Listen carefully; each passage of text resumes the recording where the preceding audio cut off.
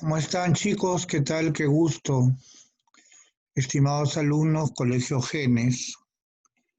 Quien les habla, el profesor Percy García, va a apoyarlos, de acuerdo con el tema de ecología. Con el tema de ecología.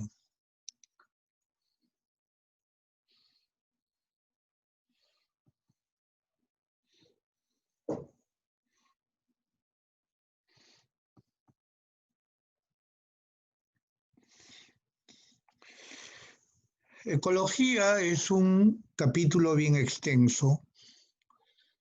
Trata sobre la interrelación que se establece entre los seres vivos con su medio.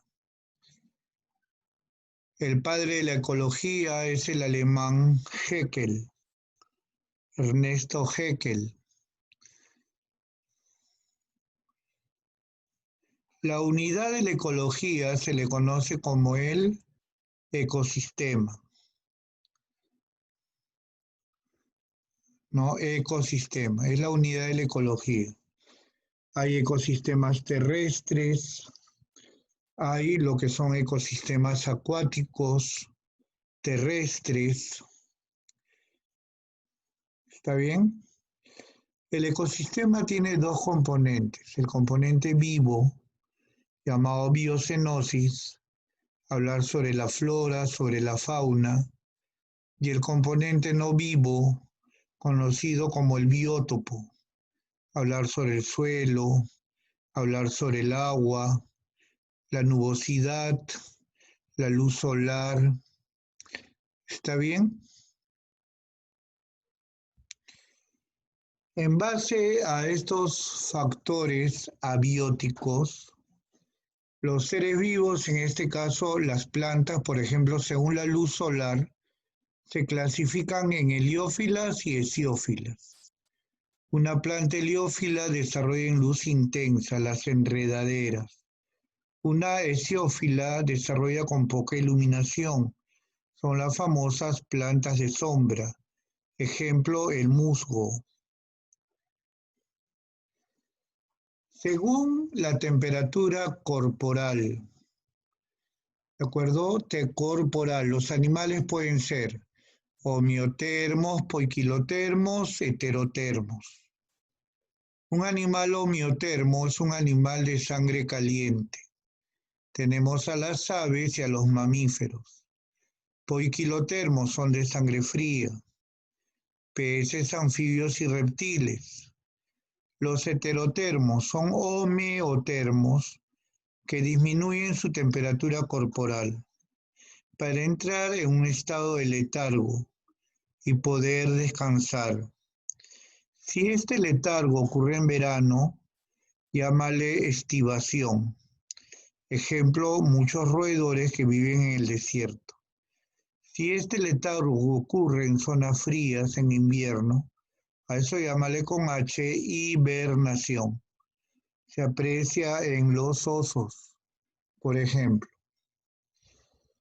Según la salinidad del suelo, los vegetales se agrupan en glucofitas halófilas. ¿De acuerdo? Halófilas. Las glucofitas son plantas que desarrollan en suelos con mucha salinidad. Ejemplo, tenemos el licho. Las halófilas desarrollan en suelos con poca salinidad. ¿De acuerdo? Las halófilas. ¿Cómo se desarrollan o cómo se clasifican los vegetales según la humedad del suelo?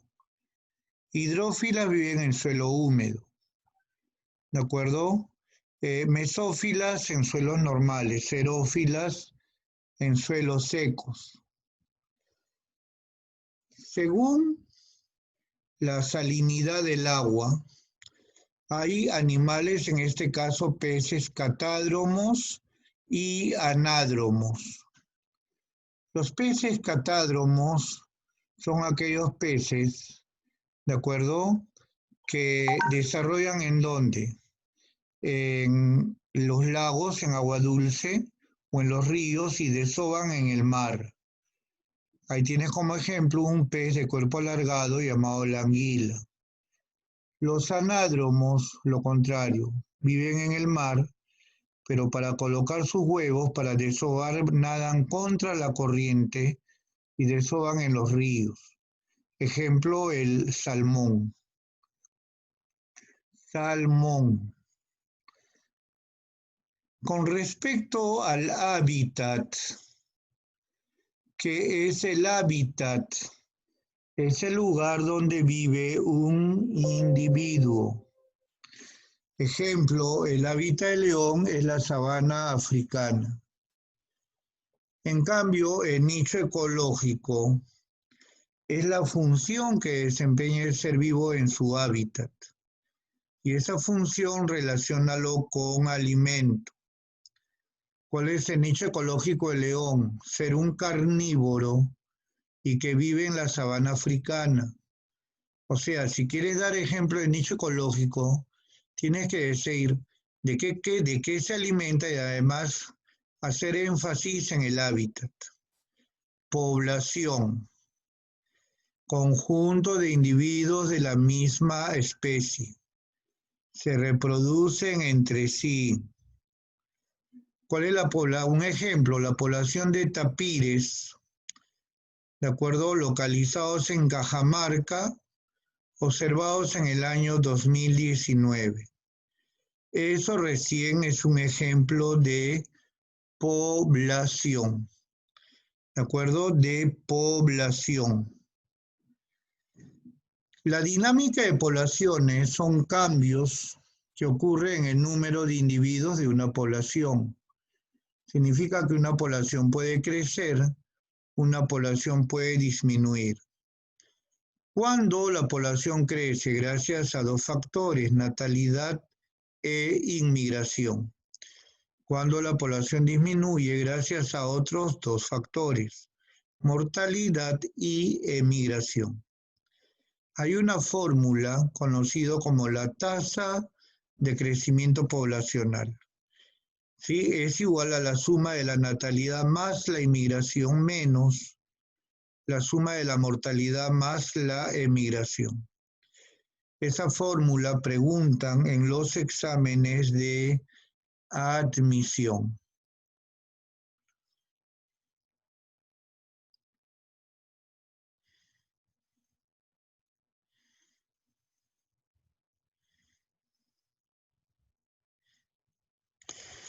El componente no vivo del ecosistema es el biótopo. El componente vivo es la biocenosis. Es hablar sobre la flora. Es hablar sobre la fauna. Flora y fauna. ¿Cómo se clasifican ecológicamente los seres vivos según la alimentación, la nutrición? Tú mencionas a los productores, luego vienen los consumidores y terminamos con los desintegradores. Hablar de productores es hablar de algas, es hablar de vegetales. Sí, son organismos autótrofos fotosintéticos. ¿Por qué autótrofos? Elaboran su propio alimento. ¿Por qué fotosintéticos? Para elaborar su alimento requieren de la luz solar. ¿De acuerdo? Estos productores me representan el primer nivel trófico. Luego vienen los consumidores. Consumidores. Los consumidores incluyen a los animales, incluyendo el ser humano. ¿Por qué se caracterizan los consumidores? Por ser heterótrofos o holozoicos. ¿Por qué heterótrofos utilizan alimento ya elaborado? ¿Por qué holozoicos tienen que ingerir el alimento? Para ello poseen boca. Hay consumidores primarios que son los herbívoros, ejemplo el venado, y representan el segundo nivel trófico. Hay consumidores secundarios que son los carnívoros y los omnívoros. Comen tanto plantas como animales. Un carnívoro, el zorro; un omnívoro, nosotros, los cerdos, los osos. Estos consumidores secundarios representan el tercer nivel trófico. Luego vienen los consumidores terciarios. Ahí están los supercarnívoros y los carroñeros. Cuando digo carroñeros, el buitre, el cóndor, el gallinazo, la hiena, representan el cuarto nivel trófico. Finalmente vienen los desintegradores, también llamados descomponedores.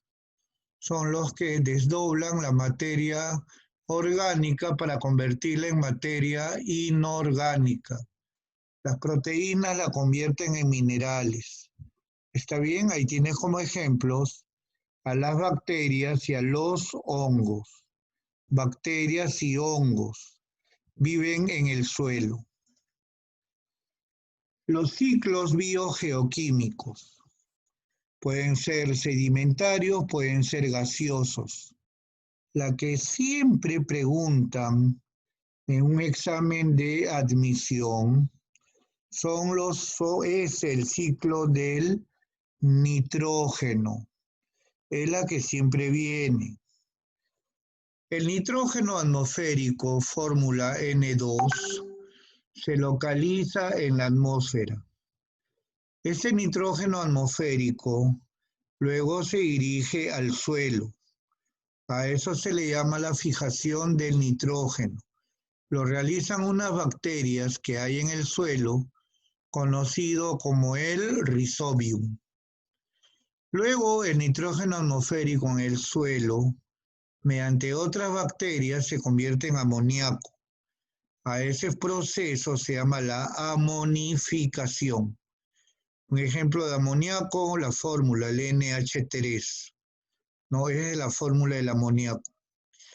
Luego, el NH3, el amoníaco en el suelo, se convierte en otra molécula llamado nitrato.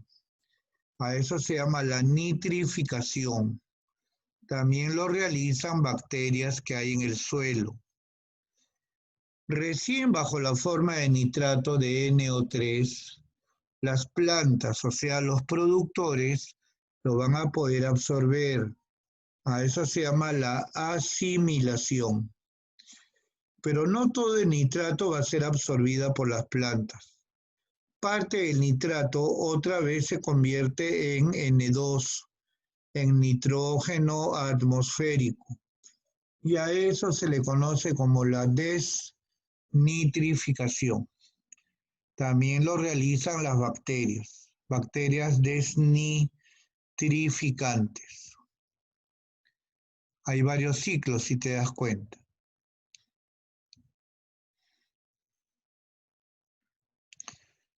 Las cadenas alimenticias es el acto mediante el cual los seres vivos se comen los unos a los otros. No, por ejemplo, si nos vamos a la sierra, ahí tenemos el pasto de la sierra que es el licho. ¿Quién se come el licho?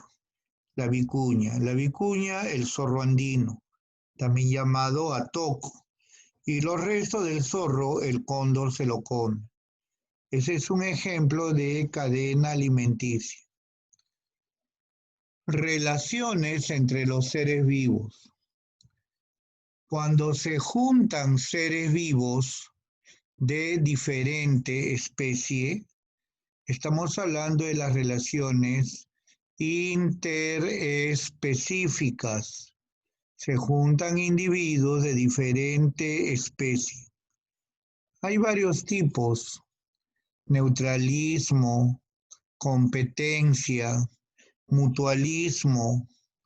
En el neutralismo se juntan dos individuos, ejemplo, cebra y jirafa, y ambos no se hacen nada.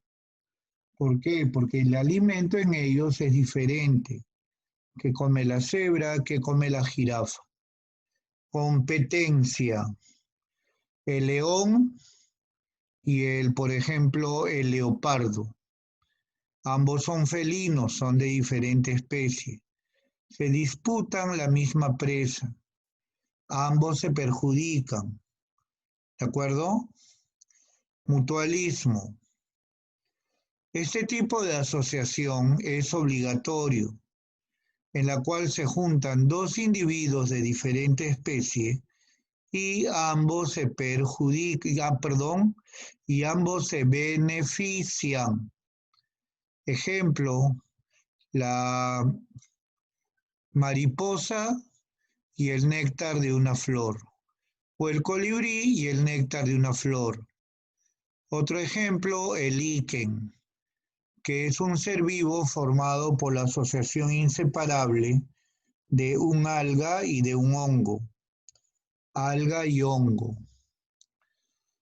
Cooperación, parecido al mutualismo. Ambos se benefician, sino que la asociación no es obligatoria. De acuerdo, ejemplo, el hombre y el perro. Comensalismo. Un individuo se beneficia, llámale el comensal. Ejemplo, un pez pequeño conocido como la rémora. El otro individuo es indiferente, ni se beneficia ni se perjudica. Ejemplo, el tiburón. Amensalismo. Un individuo se perjudica, llámale el amensal. Ejemplo, una bacteria. El otro individuo es indiferente, ni se beneficia ni se perjudica. Ejemplo, un hongo llamado penicillium, del cual se extrae un antibiótico que es la penicilina.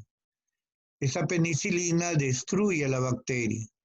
La bacteria se está perjudicando. ¿Y qué pasa con el hongo al liberar su antibiótico? No le afecta en nada. No que la bacteria se perjudique o no. Parasitismo, también llamado antagonismo. Un individuo se beneficia, dile parásito, y el otro se perjudica, dile hospedero. Esta asociación es obligatoria para el que se beneficia, en este caso para el parásito. Depredación, similar al parasitismo. Uno se beneficia, llámale el depredador, ejemplo el gato, y el otro se perjudica, dile presa, ejemplo el ratón. ¿Cuál es la diferencia con el parasitismo? Que la depredación no es obligatoria. Si tu casa es limpia y no hay ratones, ¿se morirá el gato? No, porque ahora el gato puede comer los pajaritos que hay en el parque.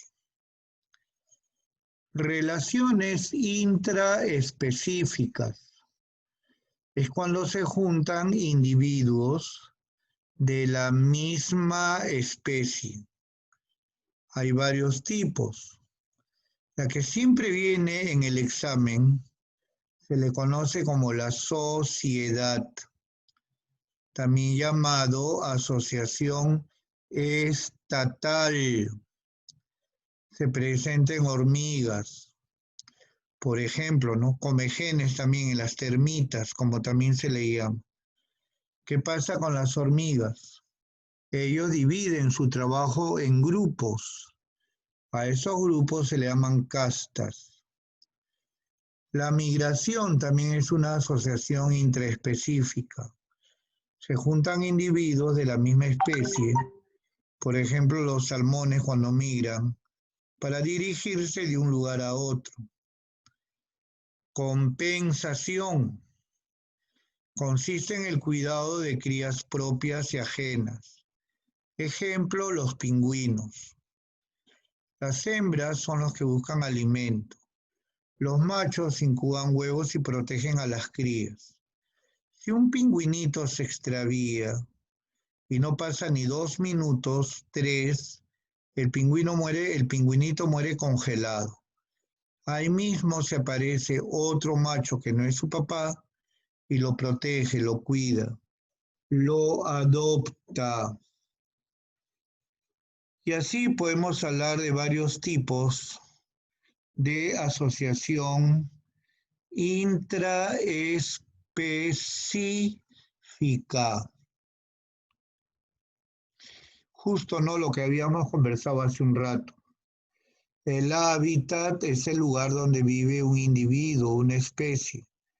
Cariñosamente, el hábitat es la dirección de la especie.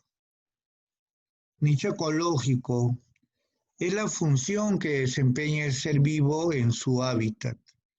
Y esa función relaciónalo con comida.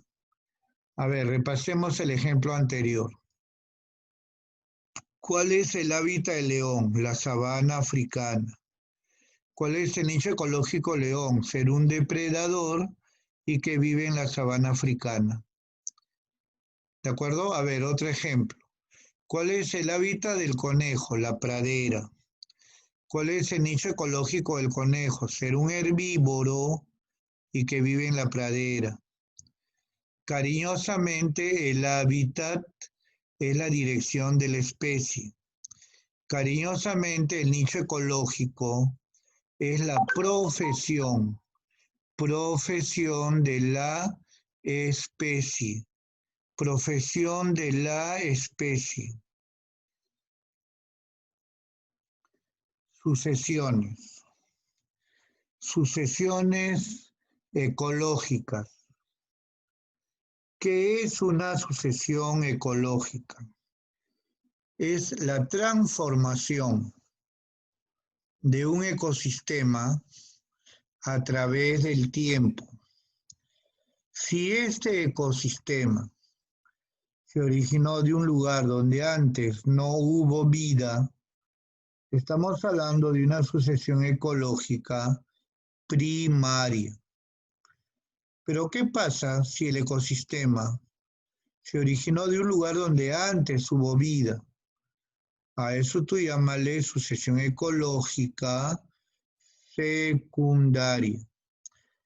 Secundaria.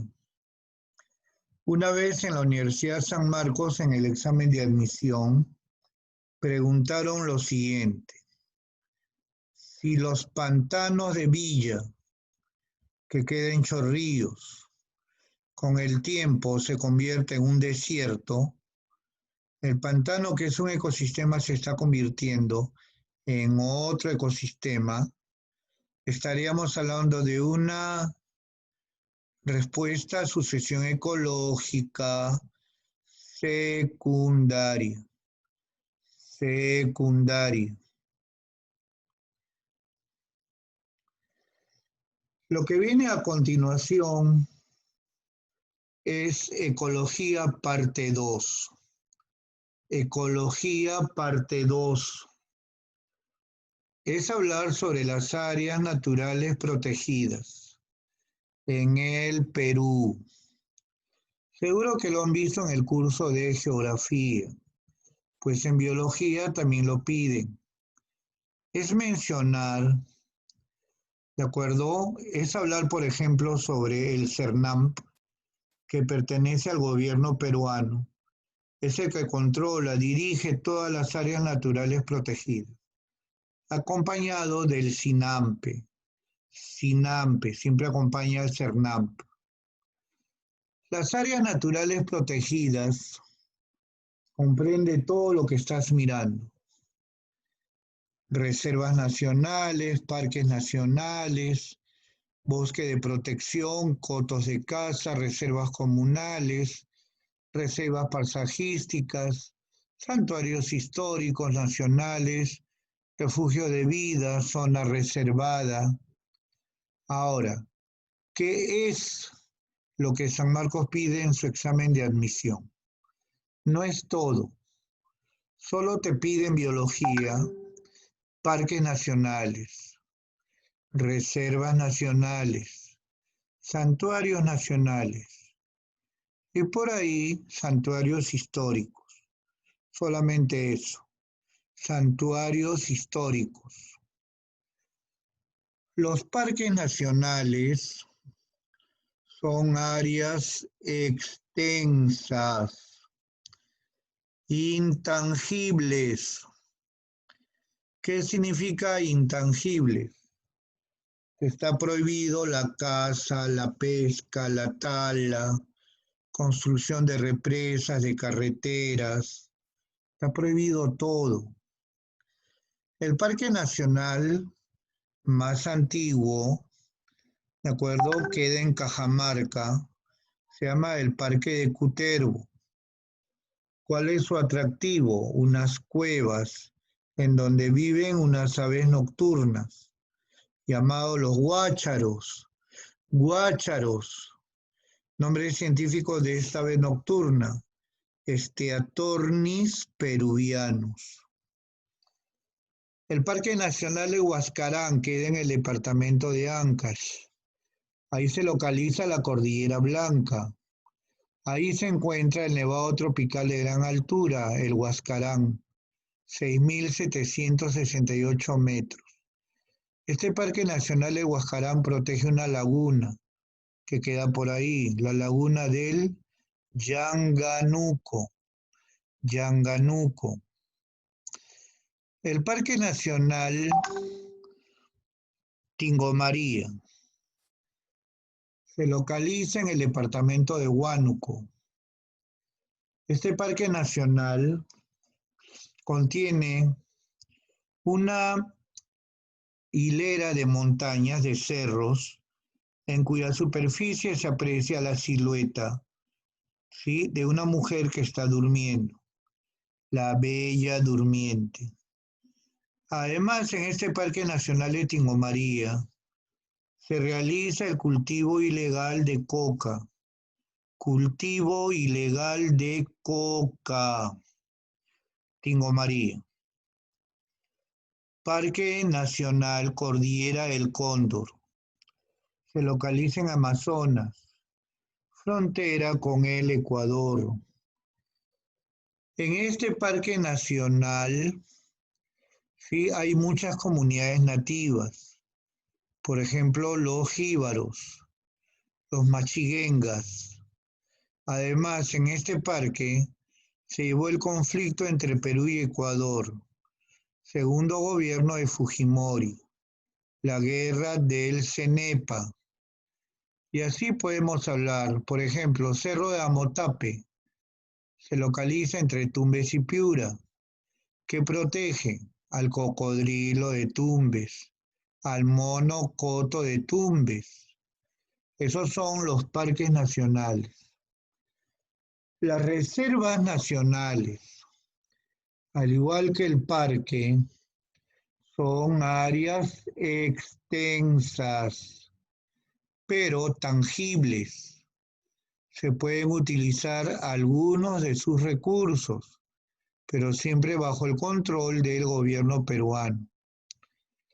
La Reserva Nacional más antigua, la más antigua, ¿de acuerdo?, es Pampa Galeras, localizado en Ayacucho.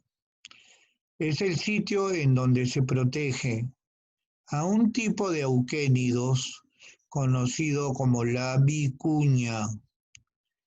La reserva nacional más extensa queda en Loreto. Se llama Pacaya Samiria. Pacaya Samiria. Ahí abunda la flora, la fauna. De ahí se extrae el petróleo. La Reserva Nacional de La Chay queda en Lima. ¿Cuál es su atractivo? Su ecosistema de lomas. Por geografía tú tienes que saber qué es una loma. Ahora vienen los santuarios nacionales. Son áreas de menor extensión. Reserva y parque, gran extensión. Santuario, menor extensión. Y también son áreas intangibles. No pueden utilizarse sus recursos. Son áreas intangibles. Por ejemplo, tenemos en Cerro de Pasco al Santuario Nacional de Guayay, Cerro de Pasco, que protege el bosque de piedras. Bosque de piedras. Santuarios históricos. Los santuarios históricos protegen lugares donde han ocurrido grandes acontecimientos. El más antiguo se llama el Santuario Histórico de Chacamarca, que se localiza en el departamento de Junín. ¿De acuerdo? En este lugar se llevó a cabo la batalla de Junín, pero antes se desarrolló una cultura pre-inca, la cultura Pumpush. Tú me dirás, profe, ¿qué estás enseñando? ¿Estás enseñando biología o historia? En el libro de biología mencionan la cultura Pumpush, ¿de acuerdo? Luego viene el santuario histórico Pampas de Ayacucho, que se localiza en el departamento de Ayacucho. Ahí se llevó a cabo la batalla de Ayacucho. Luego viene el santuario histórico del Collao, que no lo han puesto, Collao, doble L, queda en Puno. Se localiza y protege al lago más alto y navegable del mundo, Titicaca. Además hay una comunidad nativa, los Suros. Parque Nacional Bosque de Pomac. Bosque de Pomac, ¿sí? En este parque nacional, ¿sí?, están los restos arqueológicos de una cultura, la cultura Sicán con C. Parque Nacional de Santuario Histórico, no Parque Nacional, de Machu Picchu, queda en Cusco. ¿Sí? Ahí se desarrolló la cultura Wari, la cultura Inca. ¿Está bien? El mapa del Perú, en donde señalan los diferentes parques nacionales, reservas nacionales, santuarios históricos, cotos de caza. Profe, me lo quiero aprender y de memoria todo esto. No, no te recomiendo. ¿Sí? Léelo, estúdialo, no memorices. Reservas comunales, por ejemplo. No, ahí es el lugar donde hay muchas comunidades nativas. Los más conocidos, Yaneyas, Machiguengas, ¿de acuerdo? Los Ayánincas. ¿Está bien? Ahora, ¿dónde quedan, no? ¿En qué lugares quedan estas reservas comunales? Eso tú lo puedes hacerlo como tarea, ¿no? ¿No? ¿Dónde queda, por ejemplo, la comunidad nativa de los Huimequi o de los Purus, del Tuntanaín? ¿Está bien? Entonces, este es un resumen sobre todo lo que es ecología. ¿Está bien? Sobre todo lo que es ecología. El día de mañana, en nuestra hora correspondiente, vamos a hacer nuestras PPTs, ¿de acuerdo? Y luego vamos a ver también las preguntas con relación a ecología, ¿de acuerdo? Con relación a la ecología.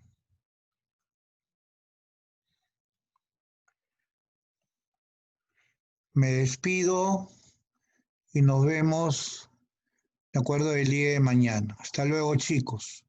Gracias, cuídense bastante. Chao.